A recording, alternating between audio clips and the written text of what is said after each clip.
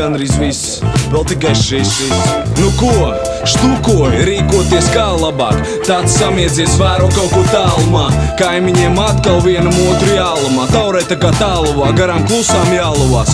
Un es steidzos, redz tā nu beidzot, ikgadēji apli veicot, arī šeit iespīt saulu, var izkustināt kaulus un izveidināt galvu, jo vietām ir cauri dažpauri, kas to ļauj. Pieņem kaujas, kā arī infoks tam līdz tie, kas sāp stumts, saka, tas jau tā jums. Var labi tie, kas netic rīšņāp, tad uz 3-4 un vismaz aizmirstās stabili.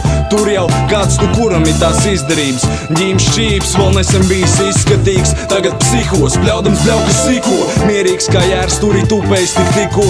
Skatos mutu vaļai un apzinos, kā arī es esmu tāds daļai. Kaut ar varēju jau sen neskatīties savu pirkstiem, nestāvēt kā zirgs pie steliņas, skriet pa savu celiņu, dzirdeliņu, kā ar troksni izgais sapnis, jūties apis tā, ka noņem no ausiem klaps, meli izbalē kā saulē lēts tāpēc, kvadrāts saļodzās un iznāk trapec, tas ir vāks. Tālāk pāršķirt vairs nesanāks, tas ir vāks.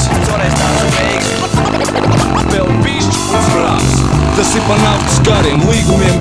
Menace Records, label dirigé par Baez, porte bien son nom puisqu'il a été développé en partie grâce à des chèques extorqués à Sony Music sous la pression d'un service d'ordre musclé aux méthodes expéditives. Service d'ordre appelé dans le jargon hip-hop service juridique.